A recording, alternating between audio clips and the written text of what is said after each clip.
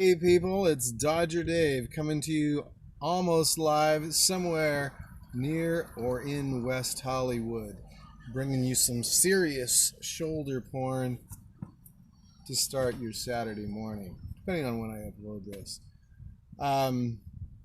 So today we're going to be talking about how Joseph Smith and subsequent Mormon in the Brighamite branch of Mormonism, the church, one of the churches of Jesus Christ of Latter-day Saints, the one with the hyphen in it, the big one in Salt Lake, not the Strangites that had the the certification from Joseph Smith in a letter that James Strang was to be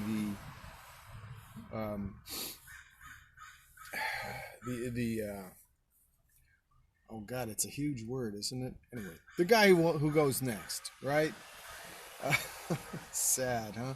Of Joseph Smith, which his family all believed and followed, right? All of them, most of them, yeah, Lucy Mack, his mom, his wife Emma, his brother William, who was an apostle. Who else? I don't know. Some of the kids, right? Plus the bishop of Zion, right? Partridge. And the stake president of Zion, right? Okay, maybe wasn't maybe Partridge was the he was the presiding bishop of the church, I think, right? But the stake of Zion was Mark. God, I got to review this stuff before I start talking about it. Then again, I didn't know I was going to talk about that. So what we're going to be talking about is. Is the resurrecting and re-engineering of the selling of indulgences as made famous by the rebellious act on Halloween by Martin Luther when he posted his 95 tenets, basically, of what was wrong with the Roman Catholic Church and the selling of indulgences and really the heavily exploited practice of selling indulgences at his time, because it wasn't something new, but it was something that was being heavily capitalized on. And yes, Mormonism really brought this back big time, and it's one of those things that's just kind of hidden in plain sight, like something I took a picture of yesterday. But first, I'm going to give it up to the BYU edition of Playboy magazine for some serious shoulder porn to compete with my own. Tell me who's you like best. I guess that might be determined by gender. All right, here we go. Serious Saturday morning stuff here on the Dodger Dave channel regarding Mormonism. And we all know the evils of shoulder porn, which are just going to proceed. Yeah, there we are. BYU edition of Playboy. Right here. Maybe modest isn't hottest. 17 full pages of bare shoulders and skinny jeans. This girl should be ashamed of herself. She probably is. She's probably been shamed right out of the church. All right. When caffeine meets curfews, wild and buzzed after midnight, and then pretty in pastels, sassy singles ward portraits. So, you may need to discuss this with your bishop if you're active LDS, but hey, it says BYU edition right there. But shoulder porn? Hey, I don't know. They've got ballroom dancing allowed now for same-sex couples at BYU, I understand. And once Coca, I just can't advocate Coca-Cola being sold anywhere having to do with something that says, with a church that says they've got the Lord's law of health, especially Diet Coke, with NutraSweet in it. But not going to go down that rabbit hole. right now. We're going to get into the selling of indulgences, a little bit more detail on that, and how that relates to Joseph Smith. So here we've got Joseph Smith on the right. All right, and I'm going to take this slightly out of context, but let's just say that he's preaching fire and brimstone in this particular thing, even though that may not be what's happening there. In his mission to the Native Americans, formerly called American Indians or savages, depending on where you are in history, and Lamanites within Mormonism, until it was proven that there were never any Lamanites by the DNA testing, and these folks apparently came over from Siberia 9,000 years before the first flesh on earth appeared in Missouri in the form of a white man named Adam, according to Mormonism. All right. Maybe you need a bong hit to wrap your head around that stuff, right? So, anyway, people preaching fire and brimstone. That's exactly what we had here in the person of Johann Tetzel. Johann Tetzel was a scam artist, kind of like Joseph Smith. And he was working for this guy, Albert of Mainz. Archbishop Albert of Mainz, mind you. Oh, there's that, oh my God, that shoulder porn is just going to haunt me. And Pope Leopold, we'll just call him Leo the 10th. Pope Leo the 10th and Archbishop of Mainz, Albert there, they had money problems. And so in the district there, controlled by this archbishop, who also became a bishop somewhere else, because he borrowed some big money from a particular family, a particular banking family. Did you think it was gonna? Did you think I was gonna say the Rothschilds? Well, I'm not going to. Anyway, I learned their name this morning on a real interesting video on the 95 tenets of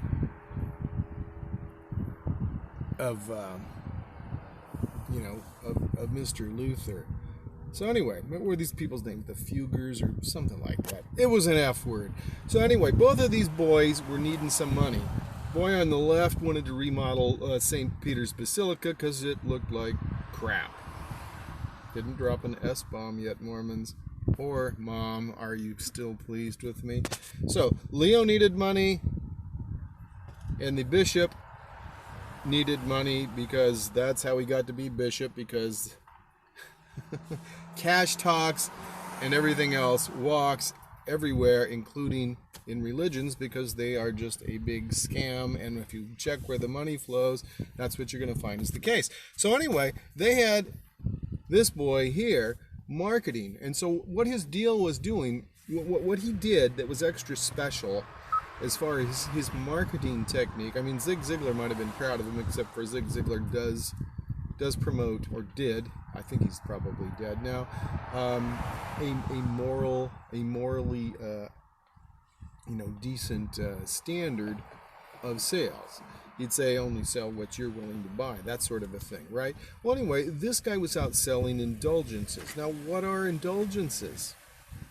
Well, indulgences are when you basically prepay. It's the prepaid. You've ever heard of prepaid cellular? Well, this is prepaid sin. Okay. Now, so what this guy would do is he'd have folks, maybe he'd go into town. He'd go into town and preach hellfire and brimstone. Kind of like the Book of Mormon does in Mormonism. It preaches hellfire and brimstone Christianity. If you don't accept Jesus Christ as your Savior in this life, you're screwed, Jewed, and tattooed. Oh my God, was that anti-Semitic? Gonna have the ADL on me now. Okay, so yeah, that's the case. So Book of Mormon preaches what this guy was preaching, hellfire and brimstone. Then he focuses on not only are you people going to go to hell for your sins, or to purgatory, shall we say, but so are your moms and dads and everybody in your family tree. All these folks be suffering in purgatory right now, but don't worry, not to worry. I've got a solution for you.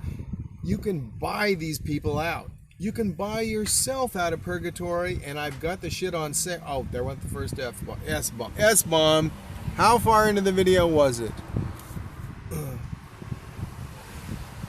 You can buy yourself out of this stuff now. It's on sale with me. You get it here, you get it now, you get the special price. These are called indulgences. And indulgences, as pictured, yep, I've got a picture of an indulgence here. Here's your indulgence contract, people.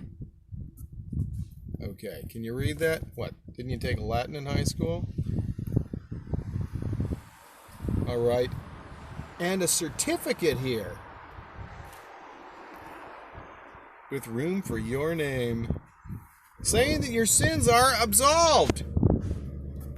So you can do this for yourself, similar to baptism, or you could do it for your deceased relatives, whom you are now heavily guilted into doing this for, because they're suffering in hell every moment, or purgatory, should I say, I suppose, which sounds pretty hellish. Every moment that you are wasting when you could have been bringing them the gospel, essentially, right? Or buying them out. And so Joseph Smith took this same principle. So this thing sold like hotcakes. Martin Luther said this is bullshit. And, people prepaying their sins, right? So these guys are just hucksters, and they knew exactly what they were doing. The folks at the top don't believe the bullshit that they teach you, by the way. They didn't then, and they don't now. So here's Joseph Smith going to the people that we used to call Lamanites before we discovered Joe and the Book of Mormon were full of shit. There goes the third S-bomb. And perhaps he's telling them that they can help their loved ones, their deceased ancestors, okay, to get out of something like purgatory. The Mormon equivalent of purgatory is called spirit prison. We just don't like to say hell unless somebody's really bad, like me, or Adolf Hitler, or Mao Zedong, or Fidel Castro, all those sons of bitches that I'm worse than because I'm a son of perdition, preaching against the Lord's anointed. Okay, never mind that Hitler had 11 million Jews killed, or Mao Zedong had 100 million Chinese people killed, and don't even know what the numbers are on Castro. I don't think they keep records there that well. Never mind all of that. I'm worse because Dodger Dave is telling you that these sons of bitches have been lying to you. They are hucksters. So Joe started pushing the baptisms for the dead in LDS temples in Nauvoo in 1842, I believe. Okay, so I wanted to add an article in here that I Googled and was reading, and then I lost the thing somehow. When I Googled the next thing, and it disappeared, and I somehow didn't get it. But it was a talk by a recent general authority discussing the history of LDS endowment, or at least vicarious endowment activity. And of course, they mentioned the Kirtland Temple, and in the article, what they're doing is the usual apologetic bullshit, trying to build the narrative that we have line upon line, precept upon precept, and then they just reference that back to Isaiah in the Old Testament, so you know it's got to be true stuff, right? And that's how the LDS prophets, build continuously with this need for continuous revelation in the church, and give us line upon line. And so that's how, that, and then it's coming through imperfect people, and we're going to pick up that narrative in another video that I'm going to do on a topic regarding racism, and kind of in response to another guy who's basically the adult version of Three Mormons.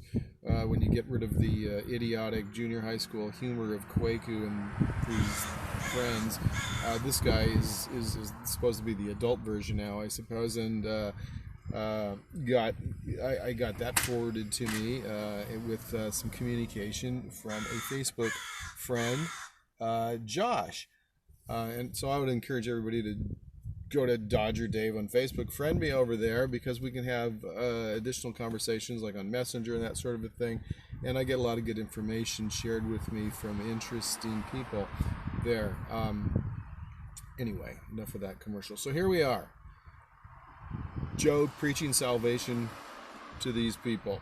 And so within Mormonism, the early temple has absolutely nothing to do with baptism for the dead. I'm talking Kirtland. The first floor is like for having sacrament, having meetings where you're, just like in a chapel. And then they've got the extra holy floor up above where the cooler people meet, right? The leaders who are a level above the laity, right? We're all considered laity. We have a lay priesthood. No one gets paid, right? Well, that's what I was taught and what most people were taught until you find that the general authorities, I think they come in at $150 grand a year to start, plus free college, university education for their kids at BYU, maybe a free car or something if they're a mission president. Who knows? Expense cards for all kinds of shit like politicians got, and they're laity. Sure they are. Right. So we had nothing to do with salvation for the dead in the Kirtland Temple. Absolutely nothing. The Book of Mormon, by the way, says nothing about it. You have to accept Jesus in this life, or you are screwed. Jesus Christ himself, speaking through Joseph Smith, as quoted in the Doctrine and Covenants as scripture, tells us that the Book of Mormon is true and contains the fullness of the gospel. Might even say fullness of the everlasting gospel. I'm not sure on that anymore. Could go to it and find it. You can Google it. So, yeah, Book of Mormon does not contain the fullness of the gospel, no matter how many times you repeat that to yourself. It's a lie. Jesus lied to you right there in the Book of Mormon. So, first temple built by Latter-day Saints doesn't have a damn thing to do with salvation or exaltation for the dead. So about 1842, this is like 7 years later, was the Kirtland Temple about 1835-ish, 1836, something like that, okay? 1842 or so, they institute baptism for the dead. 1843, we see the publication of section 132 of the Doctrine and Covenants advocating plural marriage, which I'm not going to get into detail on in this video. However, in order to obtain the highest degree of the celestial glory, the highest of the 3 degrees of glory within Mormonism, you need to be married for time and for all eternity in a Latter-day Saint temple by what's called the proper priesthood authority. The patriarchal priesthood really is what we're talking about there, with the keys of sealing revealed by Elijah the prophet in 1836, who somehow forgot to tell Joe what he could use this shit for. That's okay. He was already hooking up with girls from about 1833, knocking up the maid. But that's why in the article I was reading, it says that Joseph Smith finally penned the revelation that he had received much earlier. Why does it say much earlier? Well, if you look in the preamble or the introduction to that so-called revelation, you will see that, the revelation came in 1843, except they say, really, Joseph Smith was practicing these principles since 1831, when he was telling his missionary boys to hook up with some Lamanite girls so that the prophecy about them turning white could come through faster. Of course, we know that Spencer W. Kimball decided that was just, some bullshit in the Book of Mormon that must have gone wrong from Jesus putting it on the seer stone that Joe was using to translate the tin plates with gold leaf on them. I don't know. Oh no, the gold plates that amazingly weighed the weight of tin and nothing near the weight of gold. Maybe that's more accurate, right? Oh no, they're just an alloy. Don't know why the angel Moroni was all mixed up and told Joe that he was afraid he'd be tempted to get rich off him if there's some shitty alloy. Oh, apologetics just really is mental gymnastics. So, at any rate, there you have it. 1842, we start baptisms for the dead in the Nauvoo temple, and then the next year or so, they're doing endowments, not in the temple, but in the upper room of a store. How does that happen? Is that the same place where they were making the Masons? In other words, when Joe changed the endowment to add the Masonic signs and tokens and penalties found in the Blue Lodge of Freemasonry, he was then revealing things to Latter-day Saints in the endowment that he had sworn under penalty of having his throat slit, his tongue ripped out, his heart ripped out, being disemboweled, and all other kinds of crazy shit, not to reveal when he joined the Luciferian religion of Freemasonry in 1842. And amazingly, in like a 24 to 48 hour period, March 15th and 16th, it states in his journal, he went through 3 degrees of Freemasonry. That's a hell of a lot of memorization. But maybe he had a photographic mind. Maybe he did. I mean, according to one of the theories on how the Book of Mormon dog and pony show was executed by showing up at the Whitmer's house with Oliver Cowdery and Joseph Smith, looking at the rock and the hat, and then telling Oliver, what to say. Perhaps he had a photographic memory and was, bringing what he had from memorized the previous night from what they've got already written in an effort that involved maybe several individuals. Because the Book of Mormon did not come from Joseph Smith alone. He may have participated in it. I think he might have. But he certainly is not responsible for all the information that's in there. That's another video as well. Okay, so 1843, we start pushing this whole celestial marriage stuff, right? That's where we've got the revelation. I think it's section 128 tells us there needs to be a link between families, a link going back in time, okay? And that's where Joseph Smith is introducing this baptism for the dead, and basically the whole Mormon genealogical connection need. In other words, we find quoted in LDS, literature, the business out of Hebrews, I think it is. I don't know. It's one of the writings of Paul's. This is they without us cannot be perfect. So here he's talking about, Joseph Smith is talking about us needing to be linked through an ordinance to our dead. But the baptism doesn't link us to them. The thing that links us to them is the sealing ordinance, which he hadn't yet come out with. bottom line is this whole business hooks Mormons in with the same type of doctrine that these hucksters were using back in, the 16th century or wherever the hell this is, 15th century, okay, with this business of selling the indulgences to get their folks out of purgatory.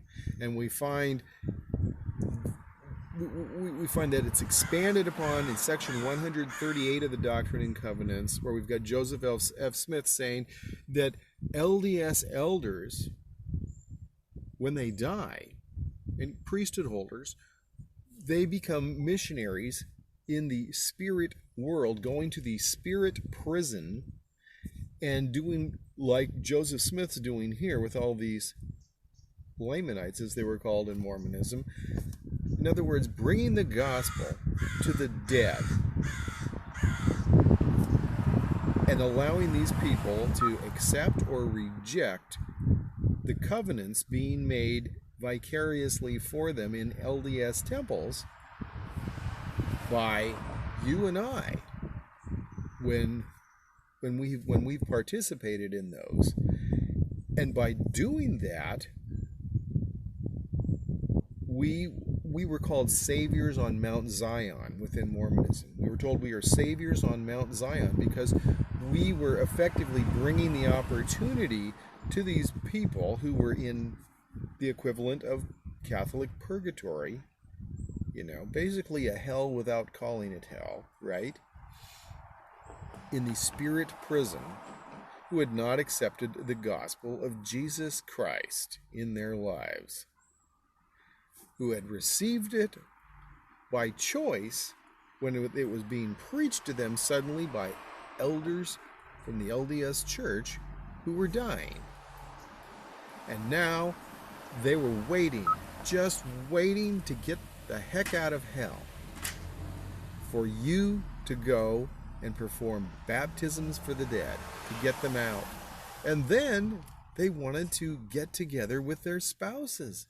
And they couldn't do that until you performed the endowment ceremony for them vicariously and were vicariously sealed into marriage for all eternity in the temple for them. Then you could get them out of spirit prison, hell, and back with their loved ones who were in the world of spirits, living in a forced separation, as I've read it in accounts in LDS books regarding people's visions and out of body experiences. That book was called Life Everlasting by Dwayne S. Crowther, by the way. And it has many of the stories in there are by LDS Church leaders, and some are not. At any rate, none of this is possible, of course, if you don't if you don't ante up the cash. This is where the hook comes in for the indulgences. All of this stuff is put on you. You're really hooked in Mormonism. This isn't just a one-time pitch when somebody comes to your city. It's pushed in the genealogical program of the church. Everybody needs to be making sure that their dead are saved.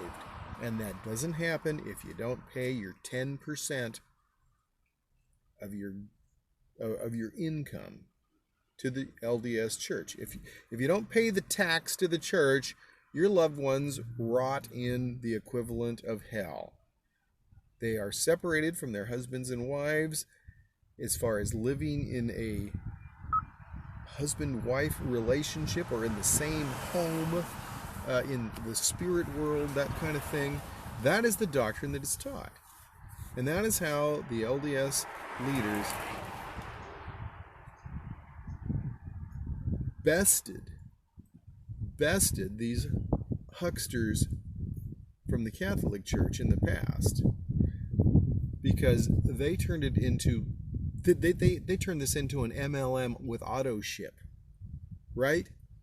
That's what they did. These weren't one-time certificates. This is something you got to keep on doing, or you're personally screwed, and you got to be doing at the time you request a temple recommend, so that you can do it for your loved ones. Thus, you are bound to the church with the carrot and the stick. The desire to be with your loved ones after this life, which you are taught from birth, if you're born into the church, is possible only through keeping the commandments given to these guys, through these guys, from these guys who say it's to them and through them, from a divine source. In other words, you obey your cult leaders, or you will never have your family together in eternity. So there's the carrot and the stick. You want that, and they're going to take that shit away from you the moment you stop paying. Your relatives may be saved, but you are going to miss the party and go to a worse place. You're going to go to the spirit prison, hell maybe if you're like me, and you know, if you just got inactive in the church, then you'll be resurrected to the celestial kingdom and hang out with Adolf Hitler, right? And I don't know, Snoop Dogg, right? But with me, I'm going to outer darkness because I'm willing to tell the truth about what these cult leaders are actually doing. Anyway, do some thinking about that, Mormons. Take it to the bank, and hopefully this was a tool to help show that Joseph Smith is every bit as much a copycat as Tony Robbins. Not that Tony Robbins was always selling bad shit. He has some great techniques that he just didn't invent them on his own, and Joseph Smith didn't have revealed to him anew most of the stuff he used within Mormonism. Alright. I could say I'm Dodger Dave and I'm out or something right now, but maybe I'll reminisce these porn shoulders. And there was something else I wanted to show you, I thought. No, not that. Shit. Is that Narnia? Okay. Look at the description for opportunities to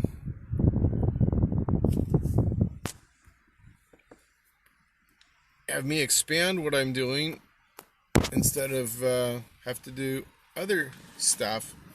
This was an interview between me and Madeline, who does the Galactic Storyteller channel. Don't know why she hasn't uploaded a lot of stuff, anything lately, but go check out her website. She's got great stuff. I sent her an email the other day, say, hey, what happened to you, girl? Yeah, so hit me up on Facebook, and like, subscribe, share this shit on, Reddit, Facebook, wherever, whenever you think it can help. And, I wasn't trying to cruise through this stuff. I was trying to actually cruise through, look, I changed my, come on. Oh, God.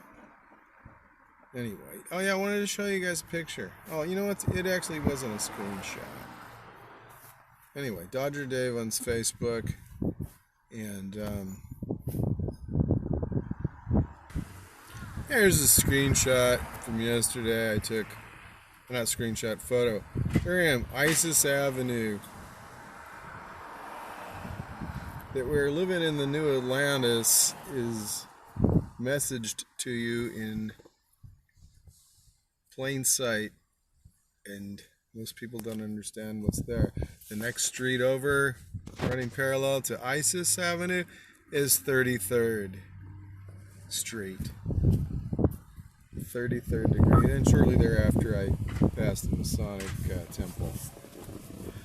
Yeah, that was in Playa Hermosa, Hermosa Beach. Okay, I also wanted to show...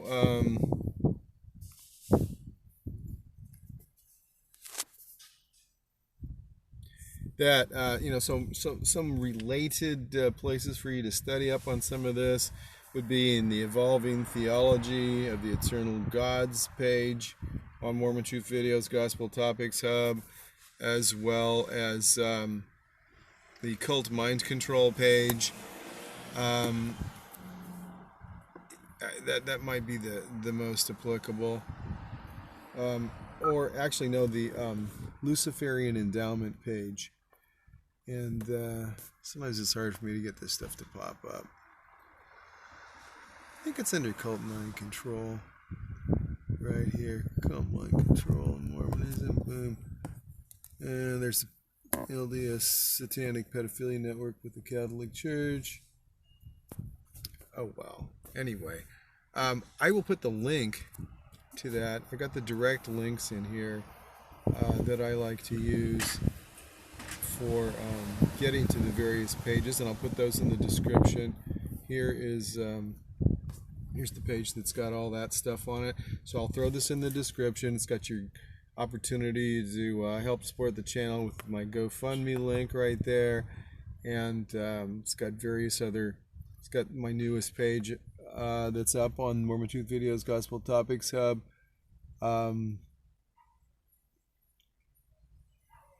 Yeah, what is it called?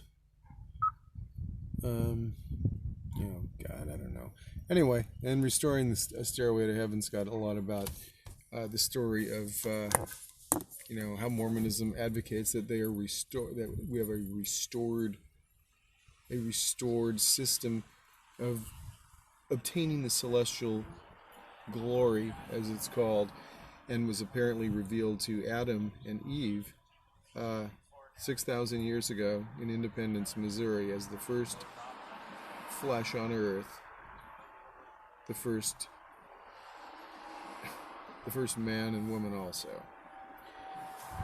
And you heard it here on the Dodger channel.